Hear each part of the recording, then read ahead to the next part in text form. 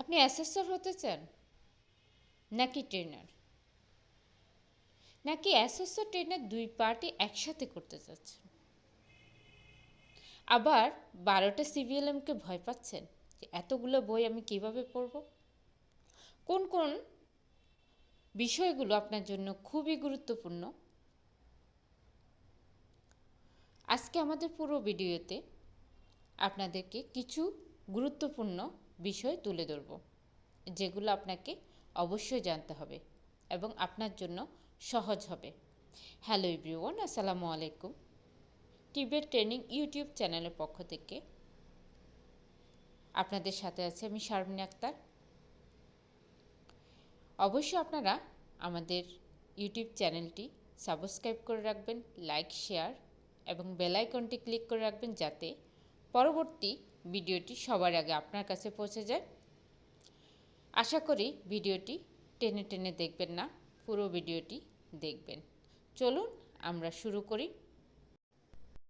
Rules of evidence 6টা point আছে। এই 6টা পয়েন্ট আপনি মনে রাখার জন্য আপনি একটা ওয়ার্ড তৈরি করে নিতে পারেন, যেমন হচ্ছে বিস্কার্স। প্রত্যেকটা ওয়ার্ডের প্রথম অক্ষর নিয়ে, যেমন ভিতে ভ্যালিডিটি, এসে সাফিসিয়েন্ট, সিতে কারেন্ট, এতে অথেন্টিক, আরে রিসেন্ট, সিতে consistent. Principle of assessment, validity, flexibility, reliability, fairness.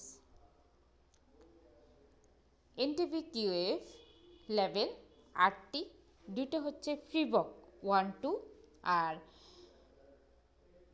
1 থেকে 6 পর্যন্ত এগুলো হচ্ছে স্কিল লেভেল। এছাড়া রয়েছে প্যাডাগজি লেভেল 4, 5, 6। তো আমরা দেখে আসি স্কিল লেভেল 1 কমপ্লিট করলে আপনি কি পজিশনে থাকবেন। স্কিল লেভেল 1 কমপ্লিট করলে আপনি একজন basic worker, level 2 basic skill worker, level 3 semi skilled worker, 4 skilled worker,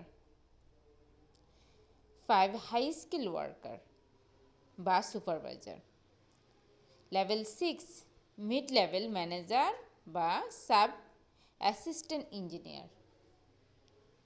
অবশ্যই আপনারা আমাদের চ্যানেলটিকে সাবস্ক্রাইব করে রাখবেন এবং লাইক শেয়ার করবেন। আপনারা আমাদের চ্যানেলের পাশে থাকলে ইনশাল্লাহ আমরা ধাপে ধাপে আপনাদেরকে ভিডিওগুলো দিতে পারবো, কারণ আমরা অনেক বড় ভিডিও করি না। আপনারা অনেক সময় দেখেন না পুরো ভিডিওটা, অনেক সময় ধরে ছোট ছোট ভিডিও করলে এগুলো মানুষের দেখা হয় এই জন্য। আর এছাড়াও আপনাদের গুরুত্বপূর্ণ পয়েন্টগুলো আস্তে আস্তে করে, যাতে অল্প করে দিলে যেন আপনারা শিখতে পারেন, এই জন্যই অল্প অল্প করে তুলে ধরা।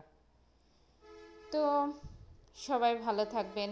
আল্লাহ হাফেজ, আসসালামু আলাইকুম।